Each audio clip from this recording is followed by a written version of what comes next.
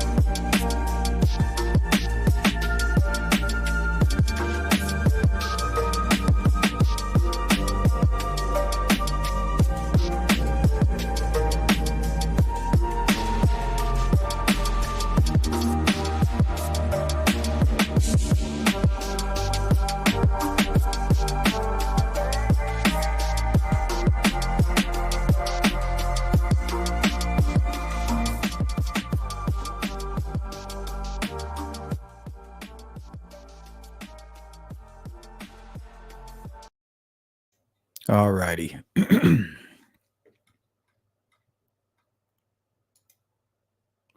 All right. Welcome back to the Sleuth Intuition channel. I'm your host, Patrick Viahost, broadcasting to you live from Phoenix, Arizona. Hopefully you guys can hear and see me okay.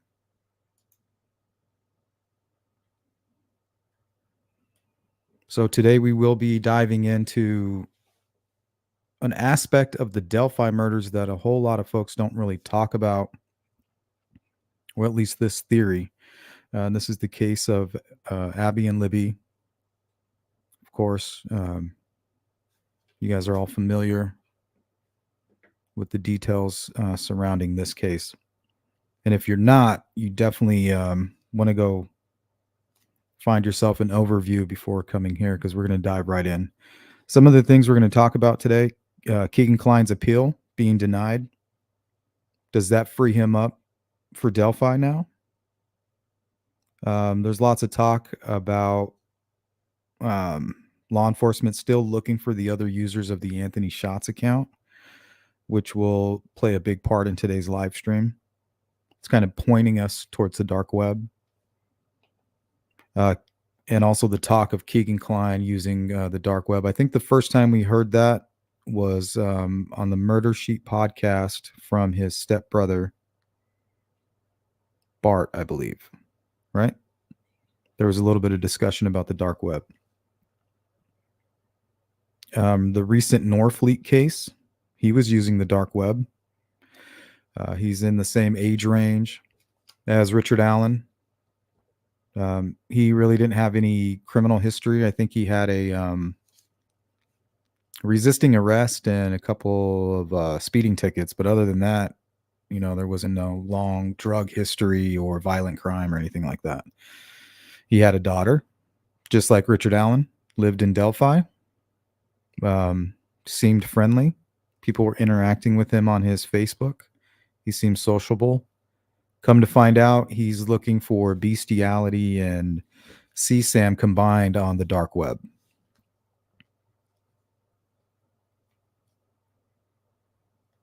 We're going to look how easy it was in 2016 to access the dark web from your phone alone. The reason we're going to do that is right now, publicly, and it might be different in trial, but there's no trace of Richard Allen as far as social media, being involved in CSAM, communicating with people like Norfleet or Keegan Klein. Was that by design? Did he go out of his way to accomplish that?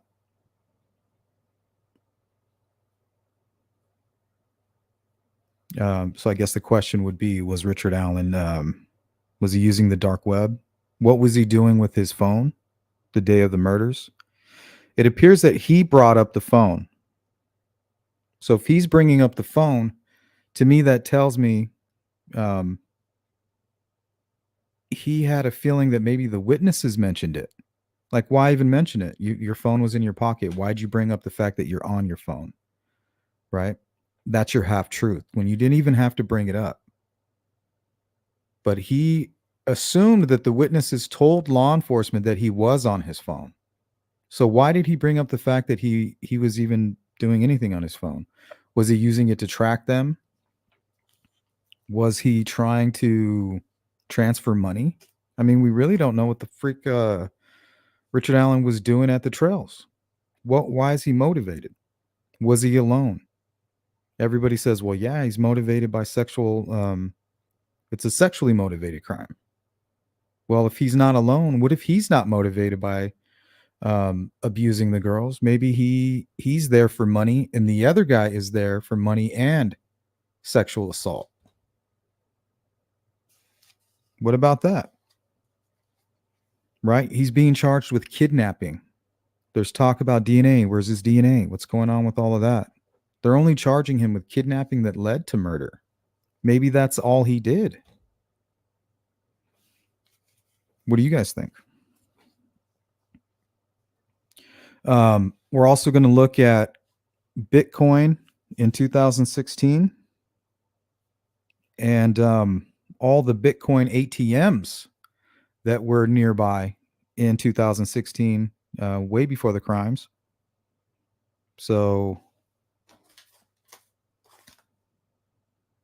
folks, they can convert cash into Bitcoin and then go surfing on the dark web and make transactions that way. That's how you go unnoticed, and that's how you do things anonymously. We talked about in a video I titled The Catalyst. Sorry, not The Catalyst. Catalyst was a speculative mixed with some factual information about Richard Allen's state of mind. We hear in all of these serial killer profilers that when they decide to lash out and commit these crimes, something bad is going on in their life, like a bankruptcy, divorce, lost job, something like that.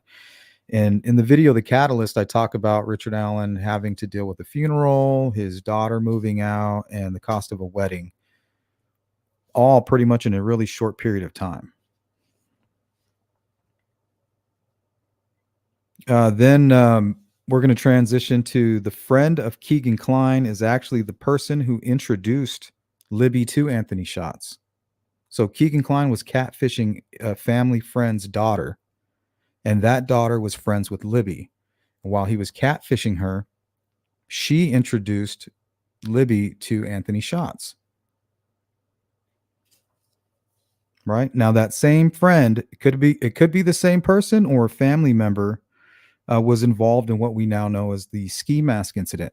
We don't know where it happened. We don't know when it happened. We don't know the actual exact details. Because for all we know, in the heat of the moment, investigators are just going off the top, freestyling, using whatever facts that they can just pull right off the top of their mind so that they can be quick and in the moment. So who was wearing the ski mask? Why was this all happening days before they go to Vegas? Was that a business trip? Did that have anything to do with Keegan Klein and his interest in Sandy Hook kids' bodies? That shit that you would find on the dark web. And the more that we learn about cases on the dark web, the more we know that that is a high commodity. People are looking, these sickos are looking for those types of images. And today I'm going to show you a case where some folks, where were they? Out of Italy, I believe. Well, they went on the dark web and they hired somebody to live stream a murder. They live streamed it. And some folks who are also participating they had the option to pay extra and they can make a request of what they would like done to the child victim. So this is shit that's really going on. So we're dragging our brains through a cheese grater trying to figure out the motive of this crime. Everybody says, well, it's obvious. It's sexual assault. It's a sexually motivated crime. They took, there may not have been a sexual act, but they plan to relive the crime through the trophies and things like that for sexual purposes. Well, if we have two killers, what does that mean? Does it still apply? And then we're going to talk about Libby resetting her phone. That could have been whoever was motivated to hire a killer.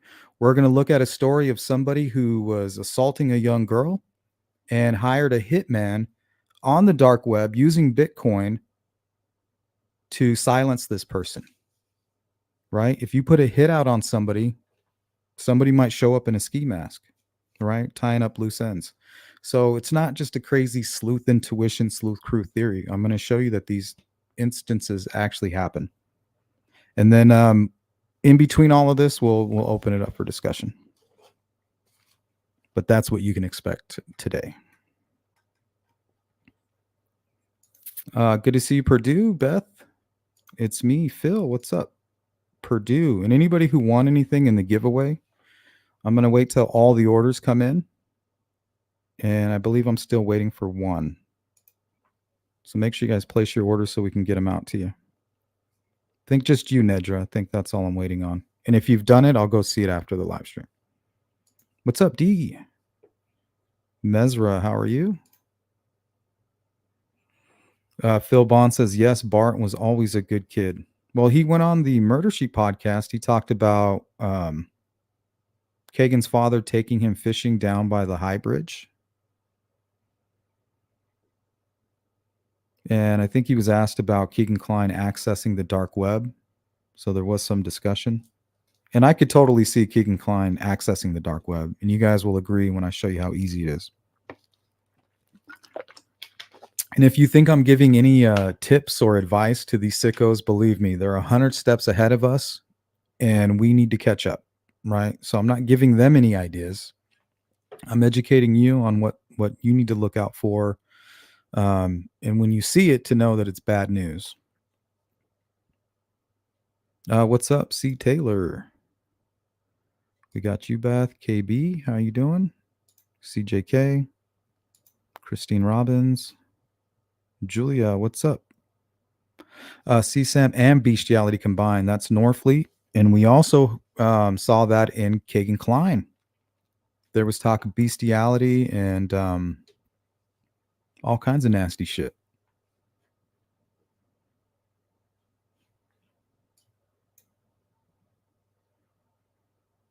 One thing I forgot to pull was Rex Hewerman's, and I don't want to get, that's a little too gross to go over. But his search, if you go look at his probable cause affidavit, we did a live stream on it. I think it's even titled Rex Hewerman Probable Cause Affidavit. Go check it out. You can see his, maybe it's even, you can Google it. His search history, very similar to Keegan Klein's. And I don't know what it is about these sickos. They have something for chubby 13-year-old girls. That's, chubby girl beat up, chubby girl this and that, you know? And I don't want to call Libby chubby, but I mean, if somebody was looking for that, they may have targeted her for that. She definitely was not a slim kid. So there was a weird fetish for her body type. I don't know what that's all about, but usually it's accompanied by a fetish with the stomach or feet. And we know that she was missing a sock. Somebody was missing a sock, underwear and sock.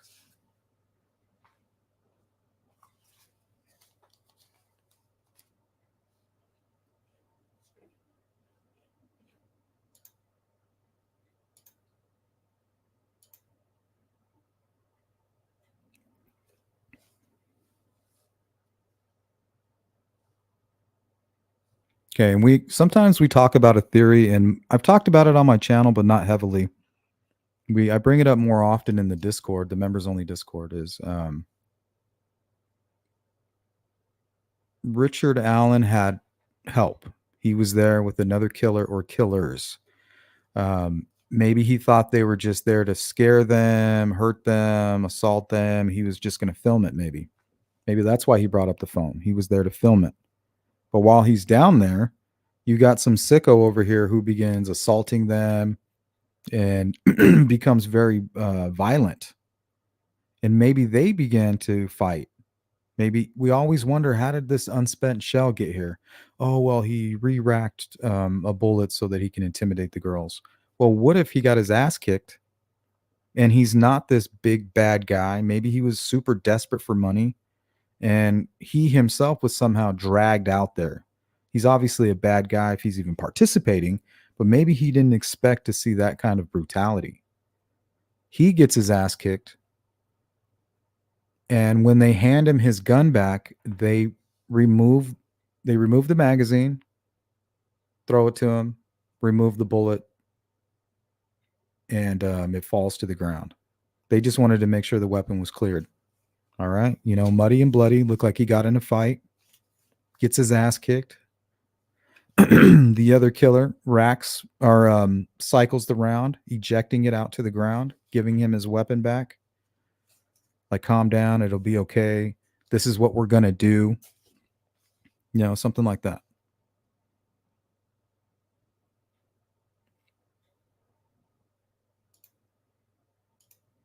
What's up, Farmer? Zoe, how you doing? Brad, good to see you. Touche, what up? This case is bizarre. So I think this is something that us as sleuths, online sleuths, can focus on. I don't know a whole lot about Bitcoin and blockchain and all of that stuff. I don't know if it's able, if I don't know if there's a paper trail. So would we know it if Richard Allen was using Bitcoin online? Is there indicators? Is there residue? Is there anything that we could look for that would indicate he had any association with Bitcoin? Is there a way to track that?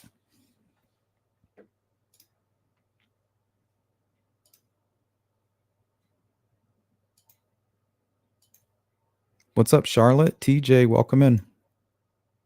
Zoe, good to see you. Cynthia, what's up? Bad heat wave here in Cali. Yikes. It's really humid here in Phoenix. But it usually doesn't stay that way. Julianne, what's up? Bart shares a son with my best friend's daughter. He's a good dad.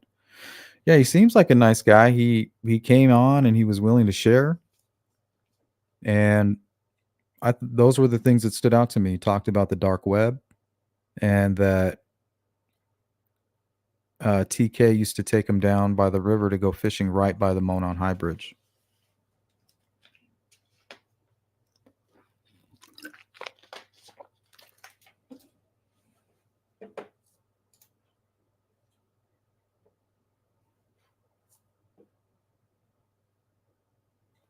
Okay, so I think the first question is, now that Kagan's appeal was denied, do you think it's possible that he may come in as a witness or be brought up now that that case is completely finished? Do you think he could be brought up um, in the Delphi case?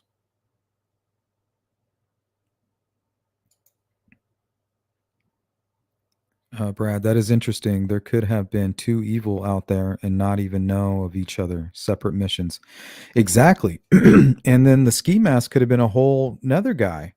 In some of these stories that we're going to look at, there was people who were driving all night across 3 different state lines to commit an act.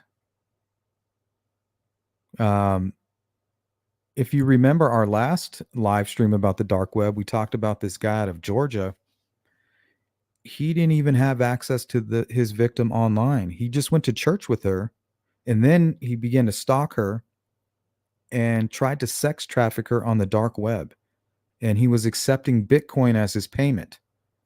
So to me, I feel like that is a scenario that we're dealing with Delphi, something like that, where Keegan Klein could be selling information on the dark web, where you can stalk people. You know, go on there, you type in Delphi. What do we have in Delphi? And there's a group of young girls that were put up there by people like Norfleet, people like Keegan Klein, and they're making money with it.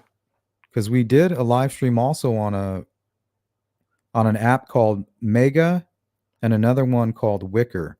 Now, these are apps where you go and you purchase a link, a highly encrypted link. Now, typically you wouldn't even do that when you could just go to the dark web, but that's kind of what this link is. It's another way for you to hide your identity. And hackers create the link. It's highly encrypted. Nobody can figure out what it is unless you know the password. You pay the money, you get the password, the link now belongs to you. Now, who's to say there's not like somebody like Abby and Libby's information within that? I'm going to show you right here. You have people going on the dark web, trafficking women that they don't even have in their possession. They haven't even kidnapped them. They don't have them held hostage or anything. It's just somebody that they know, somebody that they can provide details about. What school they go to, what are their habits? Oh, they go to church every Sunday. If you're looking to stalk this individual, just go to the church and you can begin stalking them from here on out. Okay. Who's to say that Abby and Libby weren't being stalked for days?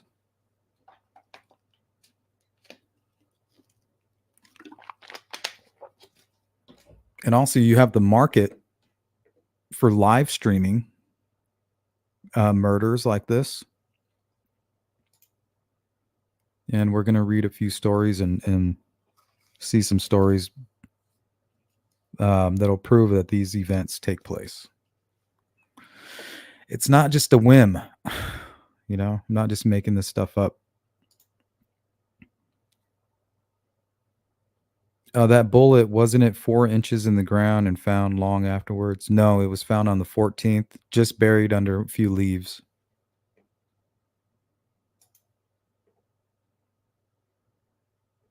Holman says they have a good chain of custody on it, so.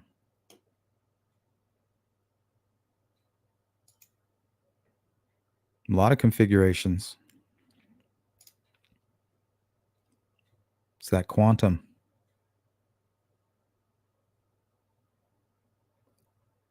I mean, what's the motivation there? We talk about the catalyst.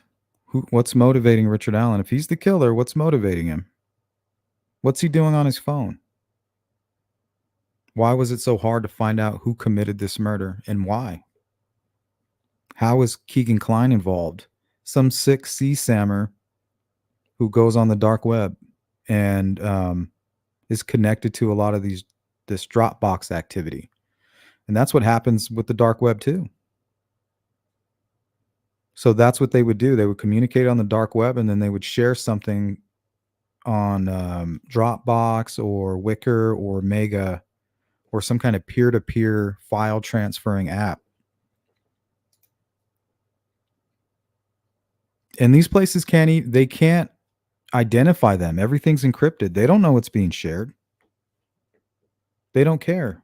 They're advocates for First Amendment and protecting people's privacy. They're like, well, if you're a pedophile, that's your choice. That's not what we're here for. We're here for people to have anonymity.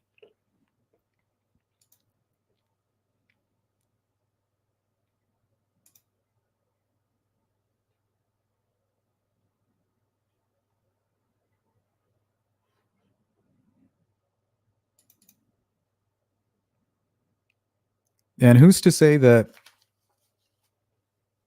Libby being introduced to the Anthony Shots account didn't figure out who Keegan Klein was?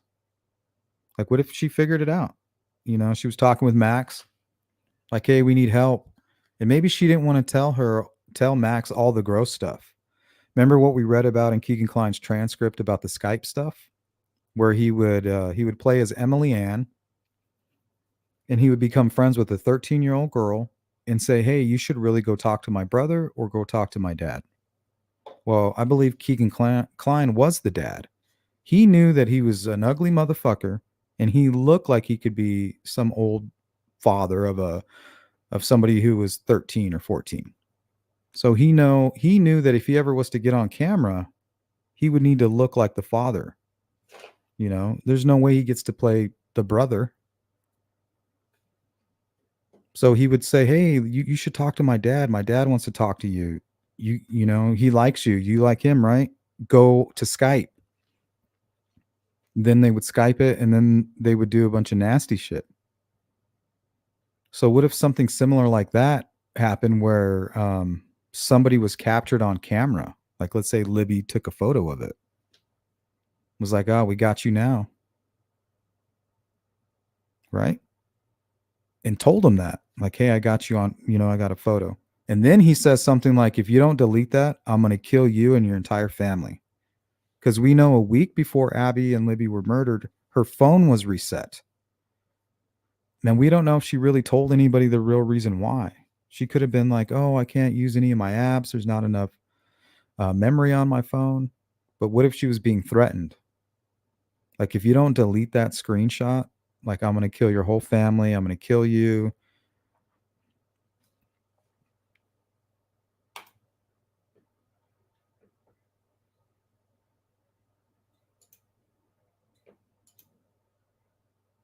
What's up, Jill Moser? She Warrior. Good to see you guys.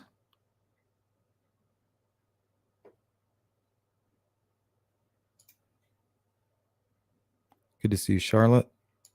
Farmer TK Red Jeep. Hey, Adam.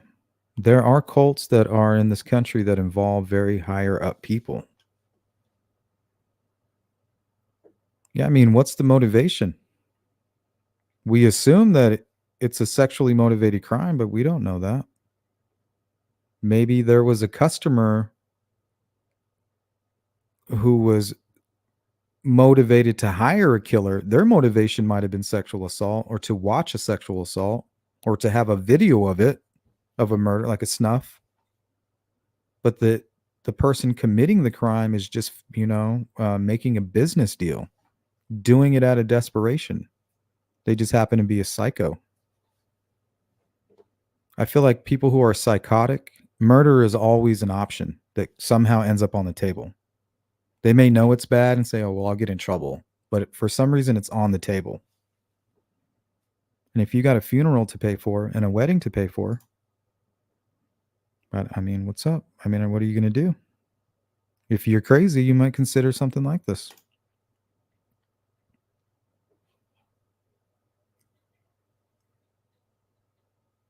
And then also we have the Anthony Shots account trying to meet Libby, and Keegan Klein playing dumb, or maybe he really doesn't. Maybe he didn't type half of those messages. He's like, I don't remember saying that. Why would he say I remember this and remember that, and they're not really, nothing's really any different between the two? He's literally saying I don't remember. I would message all the girls this. Well, there was somebody who was specifically emailing Libby saying things like, is it bad that I'm super into you or something like that? So she was obviously singled out. What's up, Brandon?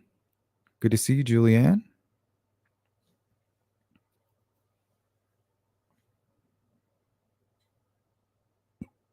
Excuse me. Which makes a way for Keegan to be there and to also not be there. Damn. Yes, he could have been watching it live. And also, you guys remember hearing about a leak early on and some talk about the Stevenson case and all that stuff? Well, what if Abby and Libby's death is on the dark web? What if these photos are on the dark web and people, before the defense leaked anything, because they knew there was a difference between the photos? What if people actually had these photos or videos? People who know about accessing the dark web, hacker types, and they were already privy to, what happened and what the crime scene looked like. So maybe there was a handful of people who had already accessed the dark web, and maybe they got their hands on something.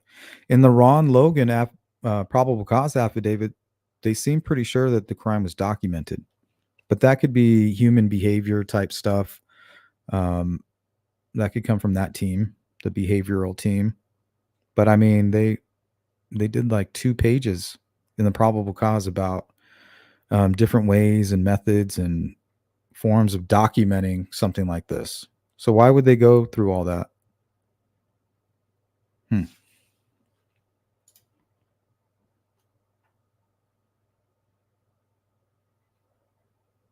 Can he be brought up on charges in Delphi or bargain what he knows for a better prison location, no death penalty? I'm not quite sure what's going on with Keegan Klein.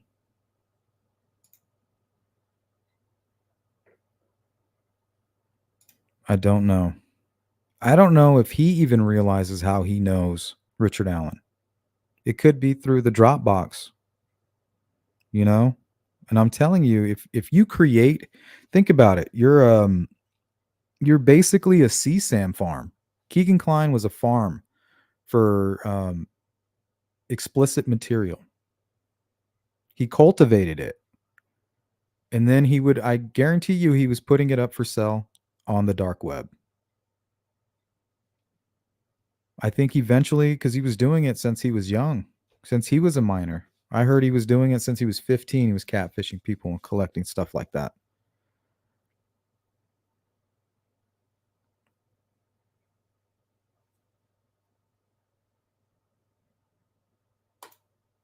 Yeah, that's true, Adam.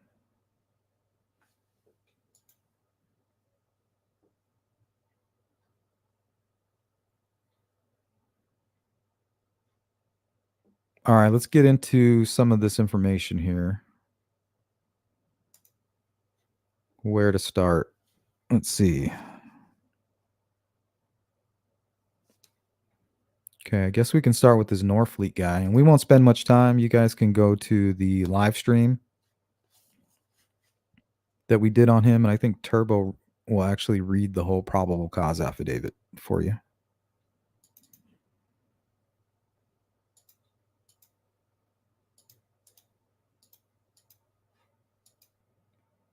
Okay. And I actually screenshotted this from her video. So let me see where, I can't remember where it was.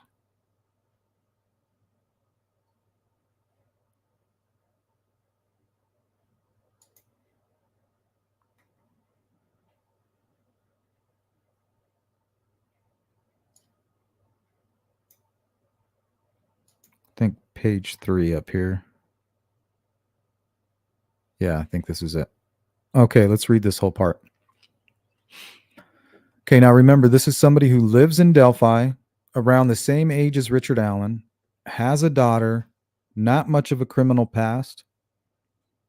And if you go to his Facebook, he seems like a normal dude. He even has a photograph with a group of girls, and in that photograph is Kelsey. Small town America. I don't know if there's a connection there. It was from 2008. So at some point, his daughter and Kelsey knew each other in some way or some form. On the desktop computer, there were over 1,200 notable image files of CSAM and child erotica. There were 2 images specifically that show of various female children, approximately 7 to 9. Remember, Keegan Klein had something very similar to that. Children that were under the age of 12, fully nude in different sexual situations, just like Keegan Klein. There are 3 additional photos of female children approximately 4 to 6 years old, fully nude in different sexual situations. Finally, there is a photo of a female child, approximately 12 to 14 years of age. That's Abby and Libby's age range. Fully nude in a sexual situation. The search history on this device is comparable to that of the laptop, which several searches for CSAM. Additionally, this device was used to access peer-to-peer file sharing network called AIRS. So AIRS is like Dropbox. AIRS is like the Wicker program I was telling you about, or Mega, but it's more similar to Dropbox. There are 18 search keywords documented, which only 2 different terms were searched. Those terms were PTHC and bestiality PTHC, which means that Mr. Norfleet was searching for preteen hardcore and preteen hardcore bestiality content. There are also 10 different The Onion router URLs. That's the dark web right there, which is an internet browser used to access the dark web and is known to be utilized due to its levels of anonymity. So, is this why Richard Allen, if he's a guilty man, is this why there's no trace of him?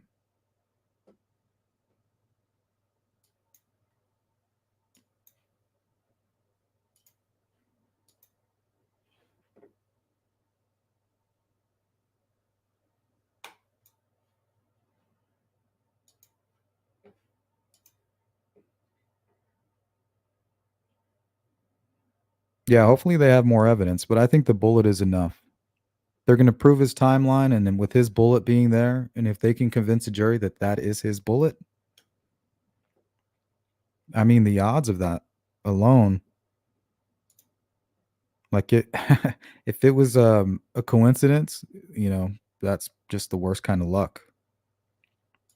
I mean, think about it. How would his bullet get there if they can prove it belonged to him and was cycled through his gun, and he was there at the exact same time that the girls were murdered, and they found the bullet in between the victims?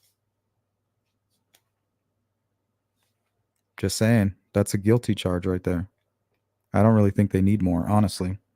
If they can prove what's in the probable cause right now, I think they can get the job done. And if they have more, it's a slam dunk.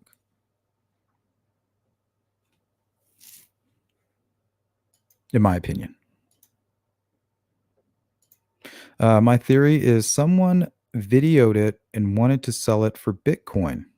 Well, that's kind of what we're throwing up in the air. We're trying to find a connection between Richard Allen and the Anthony Shots account. Things you can't overlook, right? The Vegas trip. Why is the ski mask incident happening the day before the Vegas trip? And why is he using burner phones and meeting people on Craigslist? What are you selling in Vegas?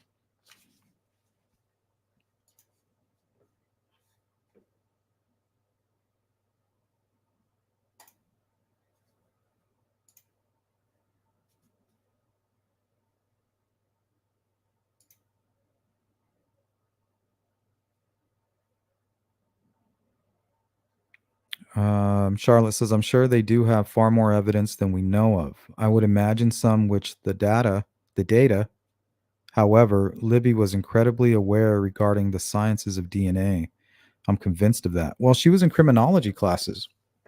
Her, Abby, and I think that guy Ricky.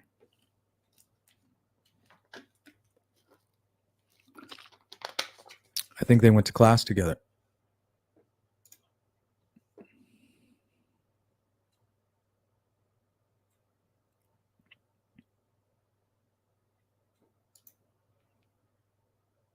Yeah, I mean, TK could be a suspect for all we know, and if he is, they're not going to tell us. And I don't know if he gave his DNA. I don't know if he did a polygraph. I don't know that.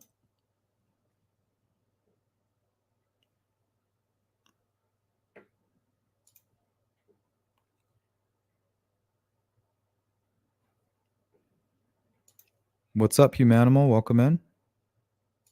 Richard, good to see you, my friend.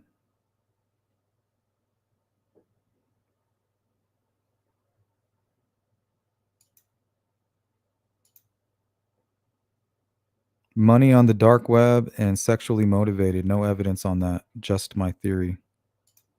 Well, technically, it's my theory. That's what the live stream's about. It's our theory. The whole public service announcement by law enforcement on yellow Yubo exclusively. Yeah, they definitely could have live streamed on Yubo. Definitely, and tracked, right? It provided tracking and live streaming.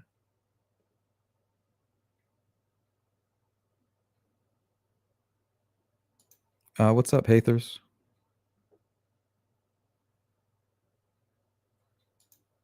Jacqueline, good to see you. Dark web, Richard Allen used it. Don't know, but I'm almost certain Keegan Klein was very familiar with the dark web. He seems like somebody who would educate himself on that.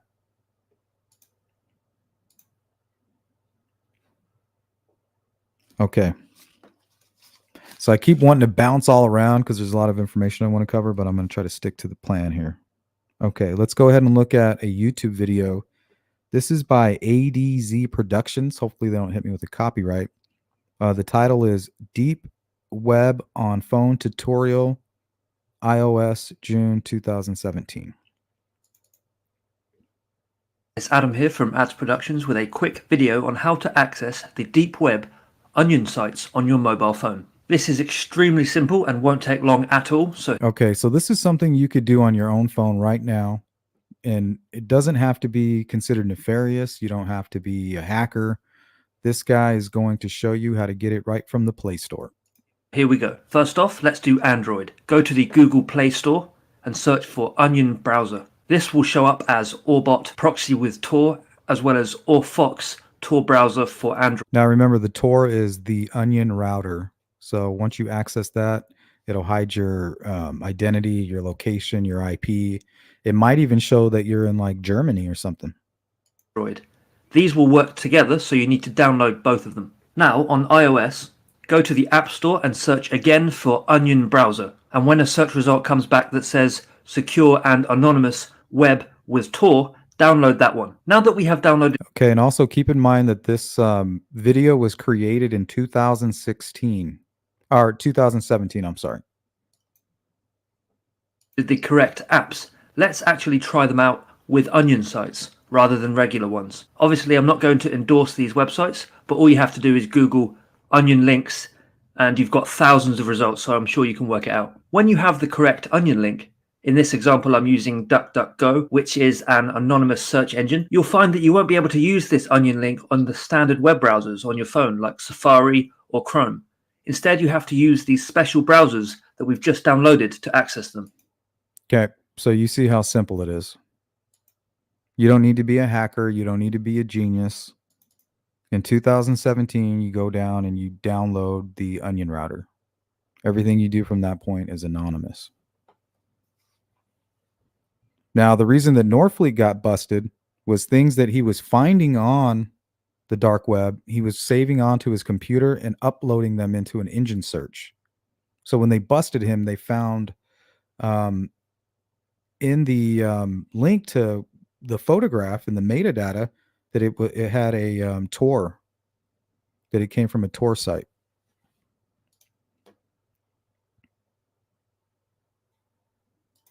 What's up, Joey? Good to see you. So you don't need to even really know what the hell you're doing. All you need to know is by downloading that, everything you do is anonymous from that point on. You need the link and then you need the browser. I think Richard Allen could handle that.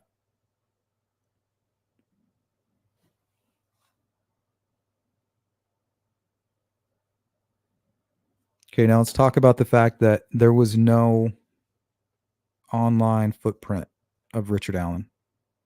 We know his wife was all over Facebook. He seemed to be a somewhat social guy, hanging out, playing pool. Some videos we can kind of see him walking around, talking with people. Of course, he was hiding from the camera, which was interesting. But what do you guys think? Is it a stretch? Are we making a leap? See, I know some of you are thinking, well, you're making a leap from Keegan Klein again to Richard Allen when there is no connection. But what I'm trying to say is I believe that this is the connection, and it's going to take some work to prove it. And honestly, I don't know where to begin. Where would you begin? I don't know anything about the dark web. I don't really know anything about Bitcoin. But it sounds like some folks who do know about the dark web may have been leaking photographs. Now, where did those photographs come from? Why do we have dueling leaks? So to me, that feeds into the dark web theory again. That certain folks were able to get their hands on maybe crime scene photos that were produced by the actual killer. Who knows? Maybe the Stevenson case. Maybe they were tracking somebody down who was in possession of something. What was that? What was he in possession of?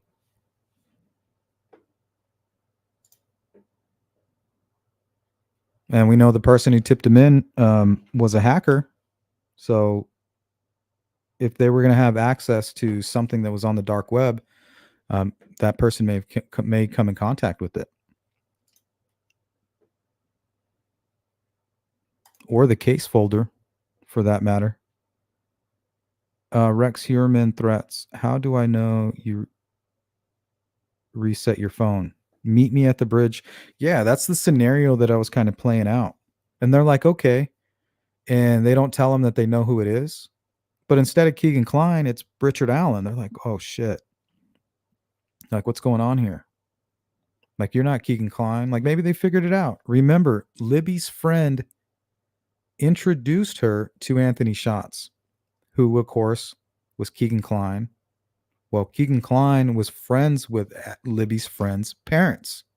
So he was catfishing a friend's daughter. And that friend's daughter just happened to be Libby's good friend. They're having a sleepover. So at what point does Anthony Schatz begin interacting with Libby? At what point does he begin targeting her? And Keegan Klein in the transcript says, I didn't know her. I never really I didn't talk to her. But come out and say, I talked to her friend.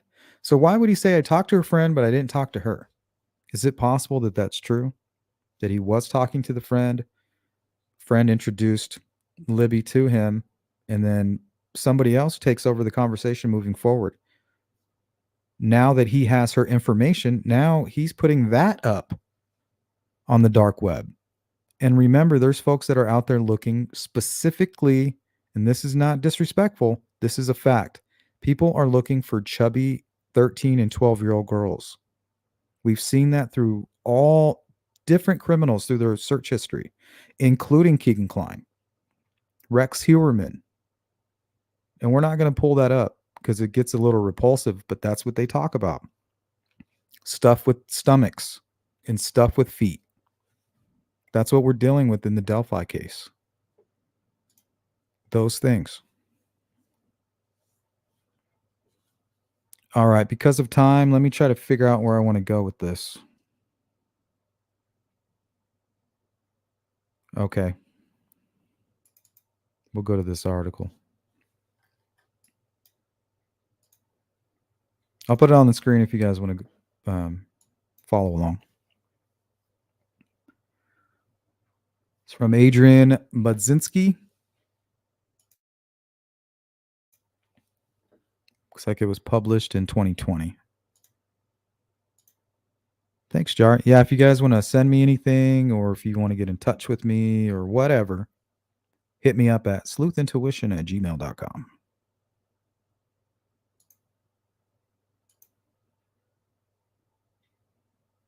Ziggy says, I believe there are a lot more people using the Anthony Shots account. Yeah, and I forgot to finish my thought earlier, but that's what I was trying to say. Keegan Klein, he's evolved into somebody who would create something like the Anthony Shots account specifically to sell it or access to it on the dark web. And I don't even know if we would have access to that information even through like a digital forensic search. So I'm not sure.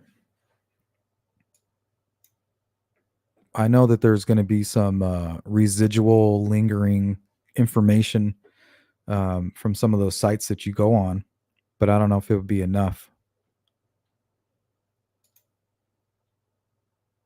Thank you, Jari. What's up, Joey? Nope, no Shark Week. Yeah, that's what I figured, Richard. I figured you were talking about Richard Allen. Hey, what's up, Ruckus? Good to see you.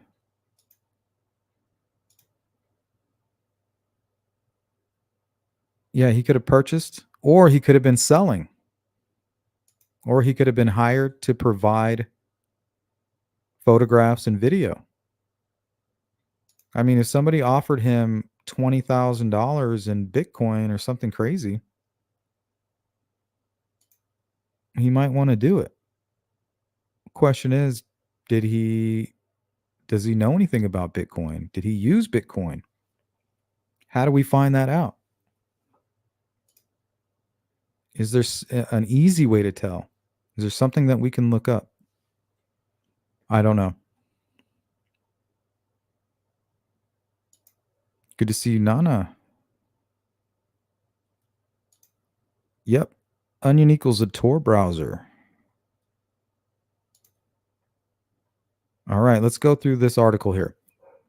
The Deep Web website allowed users to pay extra to decide what torture the children would be subject to next. 2 Italian 17-year-olds were arrested for paying Bitcoin. It looks like 61,000 to see children being sexually abused, tortured, and murdered in live streaming. Now, would this pay for a funeral and a wedding from a depleted savings account?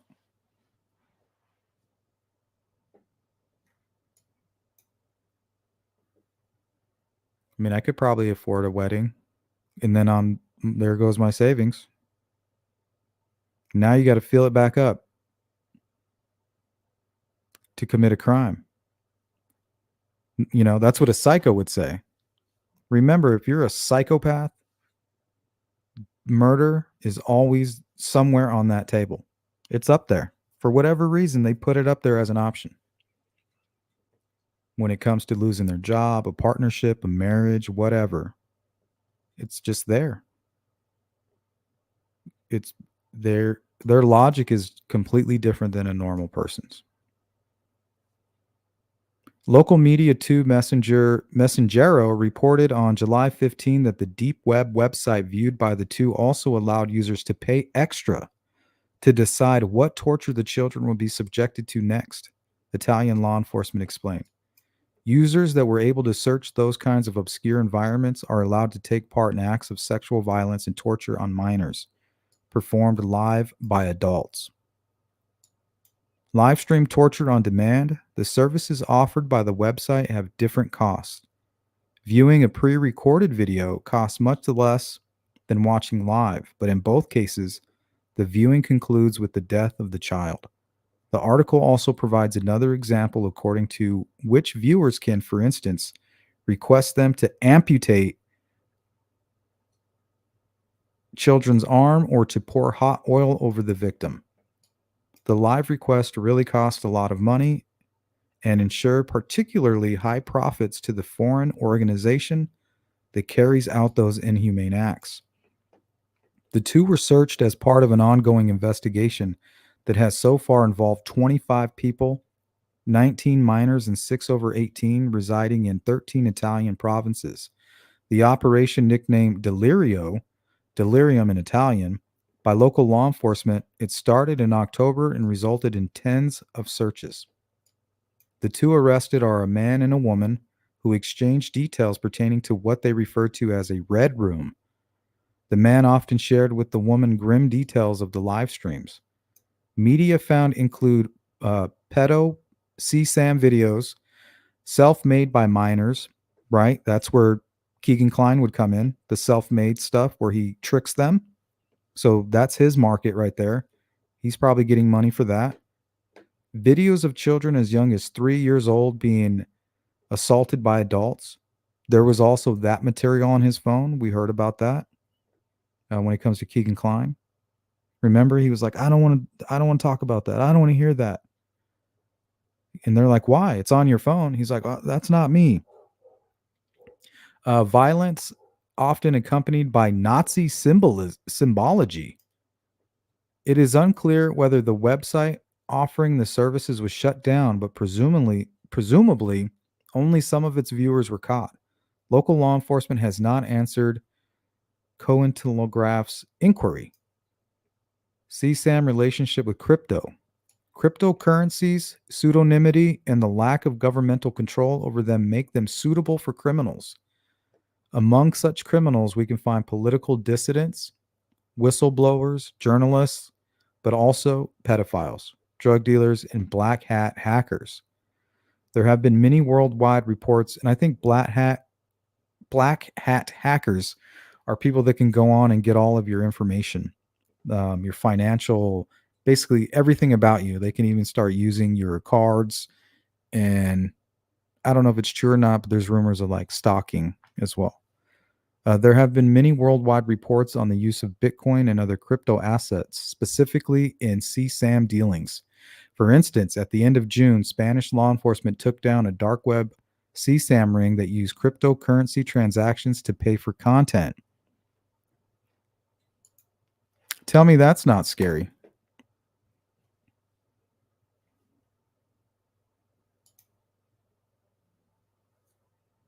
Yeah, there was plenty of articles about ethical hackers that what they do is they go into these sites like a hitman for hire.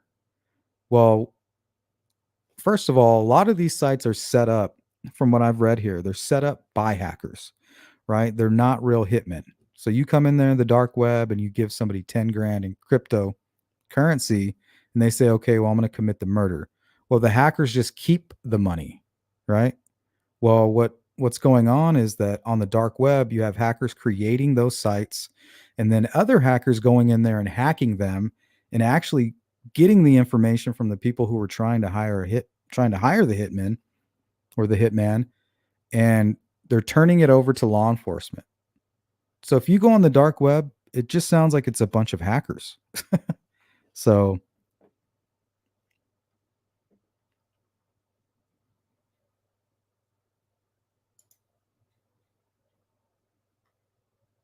yeah, we were just talking about Alex.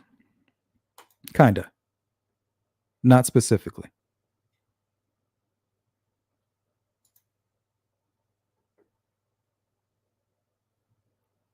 Hather says, I guess I just can't see why normal everyday people would want or need with the dark web. I know it's not necessarily nefarious, but I still don't understand. Either do I.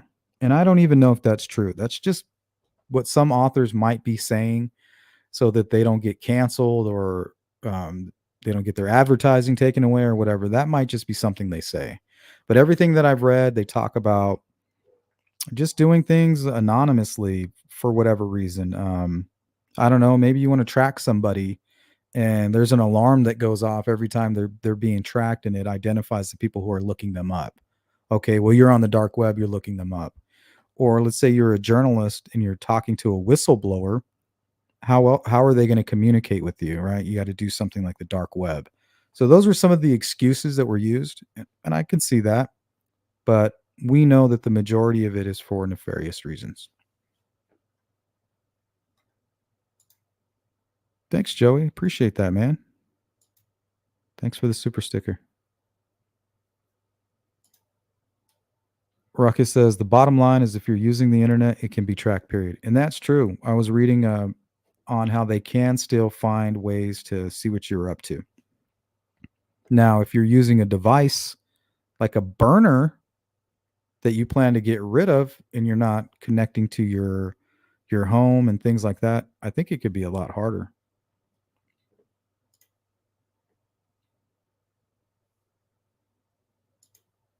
And who knows, maybe that's what they found in the Wabash River, a device. But you guys remember this story, right? I shared it with you guys. And has been indicted on some pretty alarming charges tonight. Police say he's accused of trying to sell a 16-year-old girl on the dark web. We want to turn now to Atlanta News First anchor Carly Barnett. She's really been digging into this story for the last couple of days, finally able to share this with us tonight. Tell us what you know. Tori, this is a very disturbing story. I went through the arrest warrants and the indictment. The man on your screen right now, Kelly Garrett Ivy of Forsyth, was indicted in Jasper County. According to the arrest warrant, the alleged crimes happened back in June. Ivy was denied bond on July 11th, with the judge saying he posed a significant danger.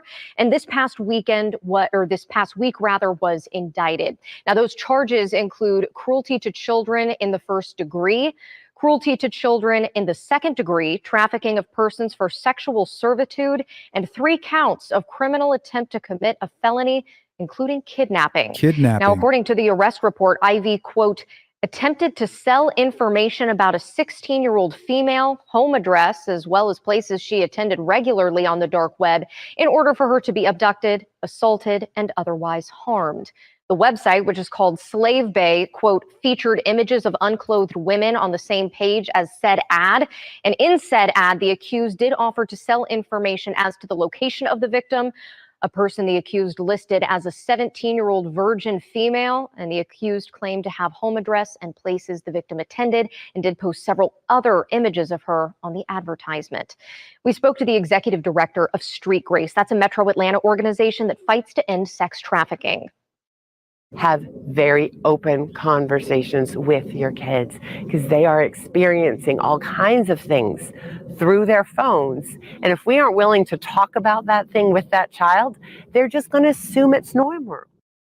Well, Street Grace offers training and educational resources. We're going to link to their site in this story on AtlantaNewsFirst.com, which will be up shortly. According to a local paper there, the Monroe County Reporter, Ivy supposedly knew of the victim through a church that he had previously attended. Tori? Did you hear that? So he wasn't even stalking her online. He didn't find her on the dark web. He just knew her from church.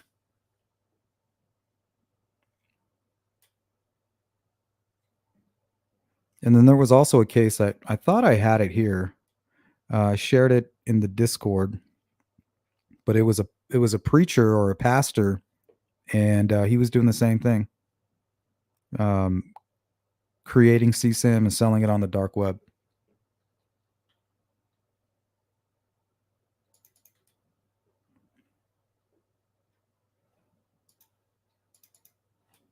Okay, now these are the Bitcoin ATMs in 2016.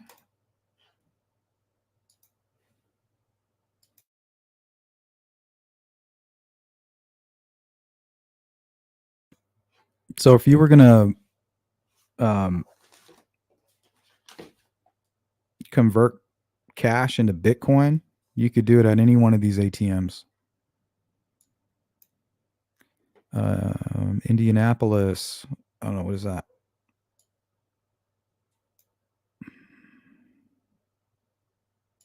Lafayette.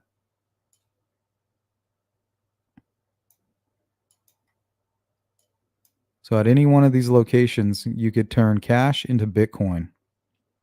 And once again, what was Richard Allen doing on his phone? Was he making a transaction? Did he get half and the other half after he completed this task?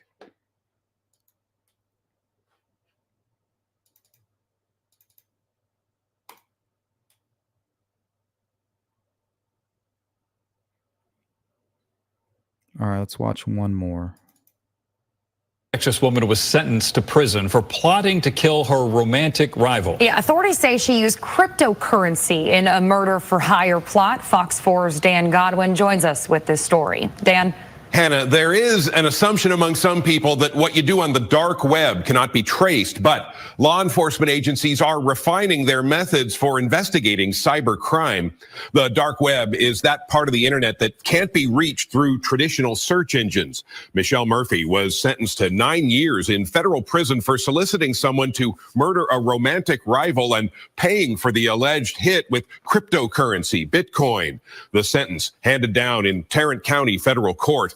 The case was investigated by the Dallas Field Office of Homeland Security Investigations. HSI records reveal that cryptocurrency ATMs, similar to the one we see here, were used 3 times by Murphy to convert cash into Bitcoin to make the payment. The plot, though, was never carried out. So moving to the Bitcoin to try to accomplish this, and through the dark web, under the notion that they will be able to effectively defeat any efforts to trace the fact that they're being hired, they were trying to hire somebody, or the method of payment. Richard Roper is a former U.S. attorney. Michelle Murphy was at DFW Airport when agents confronted her, and she reportedly admitted making the payments, the cash equivalent of $10,000. Homeland Security says this is the first case uncovered in Texas where payment for a murder was made using cryptocurrency. Crazy. Tell me that's not scary. Guys, I'm going to go grab a water real quick. So just hang out. Let me go ahead and throw this up here, and I'll put some music on for you. Make sure the dogs are good.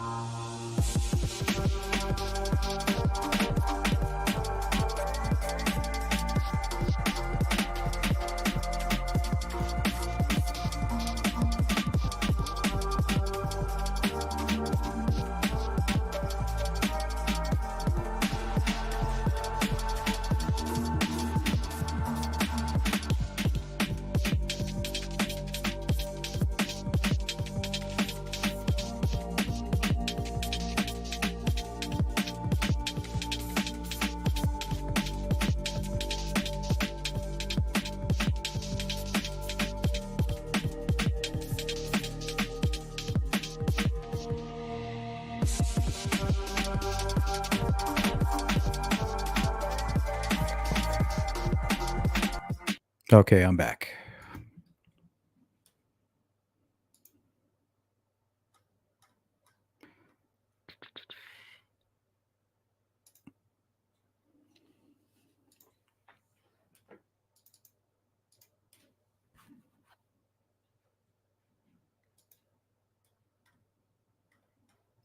All right. Because of time, we'll go ahead and we'll catch up on the chat and see what you guys have to say here. Hey, Jill, how are you doing? Good to see you.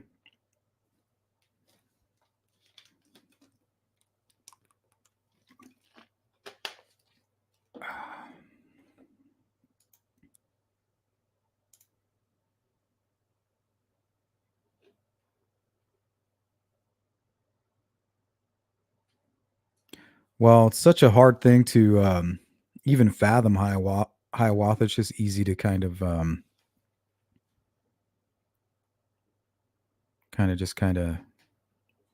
dismiss it.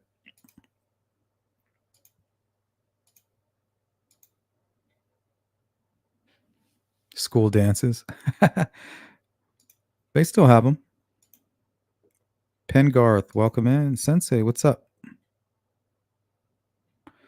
We have a scrub report. 60 thumbs up, 154 in chat. Yikes. It's Scrubsville. I agree. Good to see you, Colette.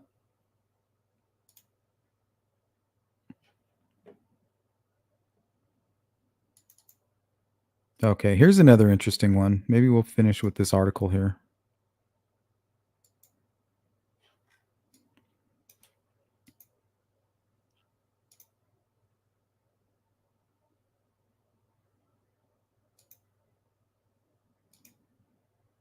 Yeah, Christine, the whole world is the devil's playground.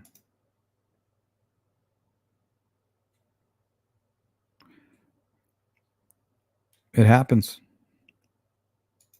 Screw loose, bad parents, circumstances,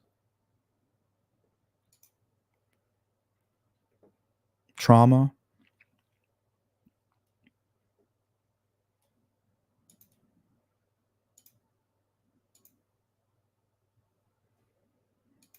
Good to see you, Mother of Dragons.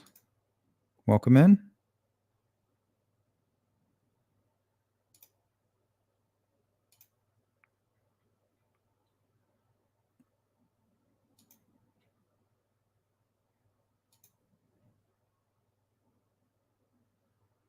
Cryptex, what up? All right, did I miss anybody?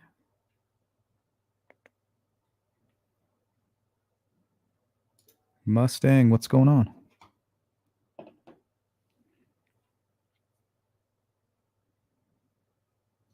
Mandy, good to see you.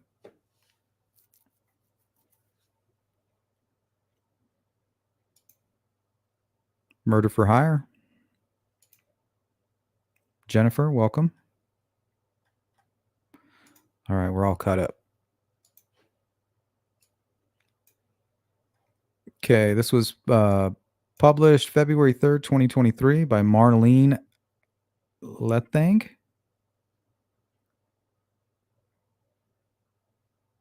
think that's how you pronounce it. Lentang? A New Jersey man faces up to 10 years behind bars after he hired a hitman and paid $20,000 in Bitcoin to kill a 14-year-old prosecutor. A 14-year-old prosecutor said. John Michael Musbach, 31, of Haddonfield, pleaded guilty in Camden Federal Court Thursday to an indictment charging him with one count of knowingly and intentionally using and causing another to use a facility of interstate and foreign commerce, the internet, with the intent that a murder be committed. A news release from the U.S. Attorney's Office for the District of New Jersey said.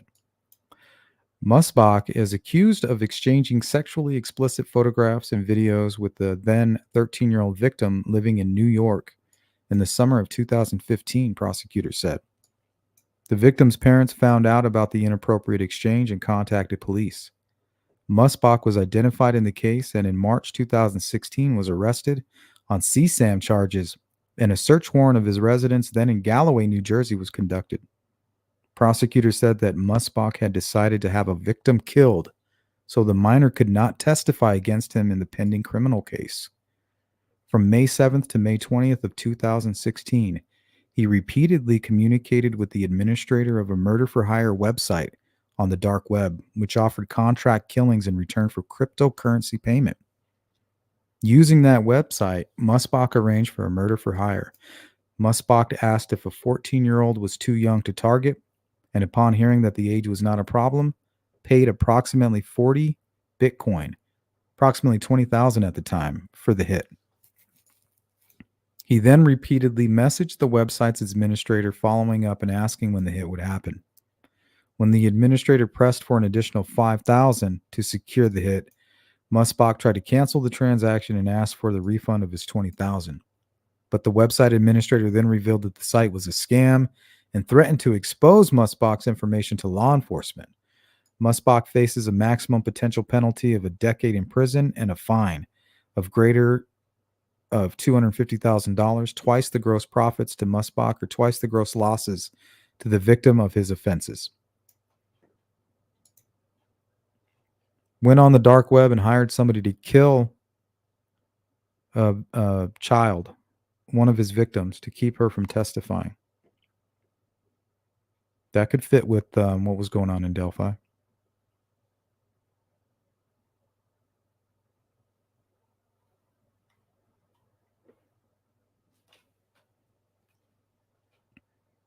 All right, guys, I think that's going to do it for today's live stream. Some things that we got coming up tomorrow. Are you guys familiar with the case of Daniel Robinson? This one's out of Phoenix.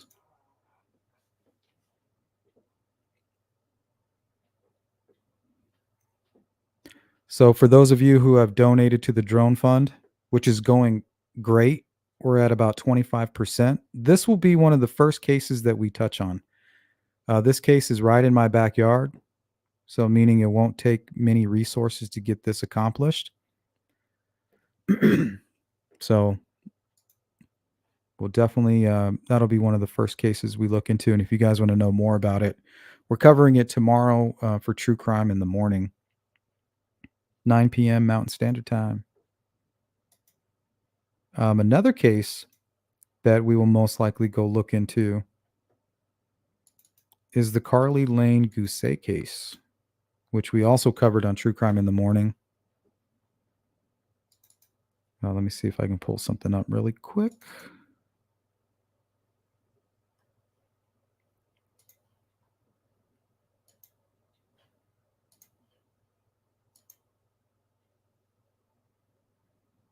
Maybe I'll just pull up this drone footage that I found online. So this is a small little town that she lived in. She went to a party the morning before she went missing. Took some kind of drugs, like some laced marijuana. And she couldn't sleep all night. And in the morning, she took off running down the street. They don't know if she eventually was abducted up here on the freeway right there. So she was seen by this person right here in this house. See the red shed right there? That home right in front of that. Unless that, yeah, I think that might be the same property. Well, that person seen her walking with papers in her hand. And then she was also seen again down by the highway. But if you keep walking, you notice that trail? So she can be anywhere out here in these mountains.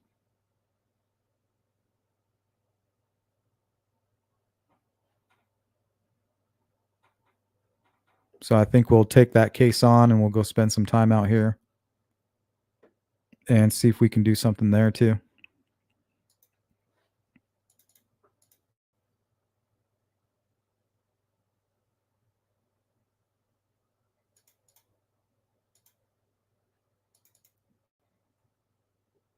And then also check this out. This is a map of folks who are missing right now.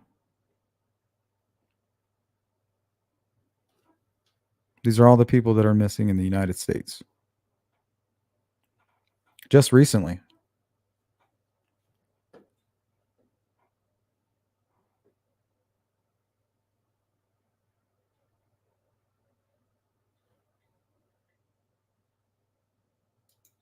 Yeah, Mandy, Dr. Phil did. It was a pretty good show. Yeah, we covered it. I think we're going to do a part 2 on Tuesday.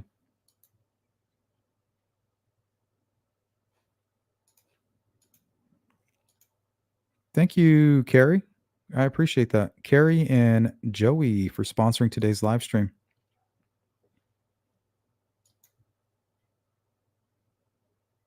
Let's see. If anybody wants to participate in the fundraiser, let me put that up there.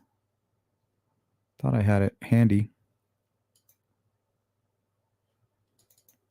There it is.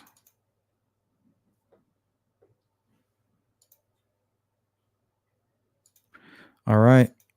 So I think that was a great idea if we can accomplish this goal here. And we're at 25%. We're at about $500. And then also we have a trip planned for Delphi sometime next year, hopefully around February.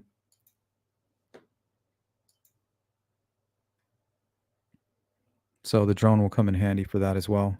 Because we're going to cover, we'll spend some time in Flora and then also in Peru and Wabash looking at the Jordan Sofer case.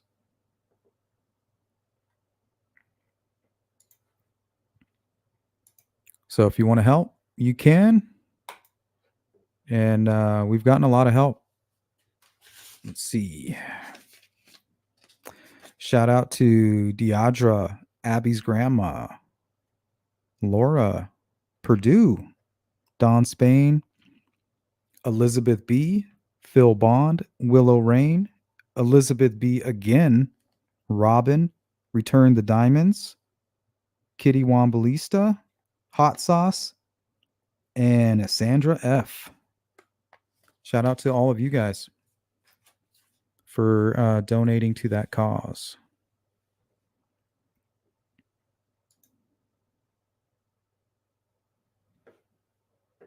But yeah, make sure you catch True Crime in the Morning tomorrow, because this is a very interesting case. This is something very similar to the cases that we've covered. It's just a big mystery, huge mystery. There are no answers. So I need you guys to help me with this one tomorrow. And when we get sky high and we get up in the air, this will most likely be this one and the Chelsea Grimm case will be the two that we try to tackle.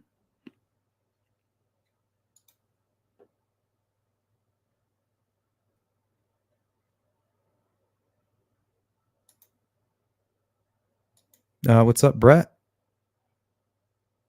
All right, Goat Dog, what's up?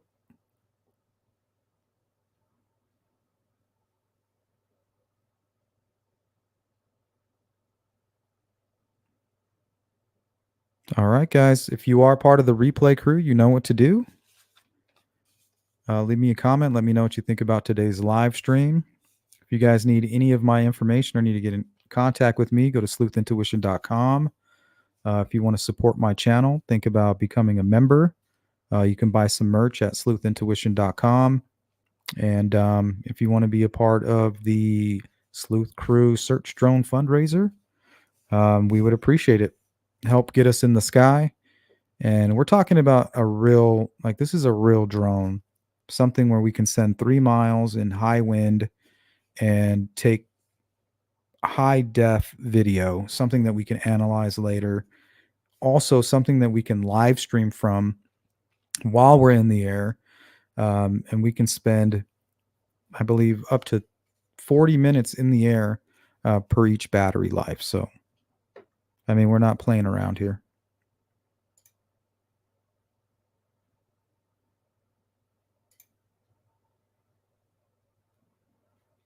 Congress, I don't know if they can. It's a mystery to me.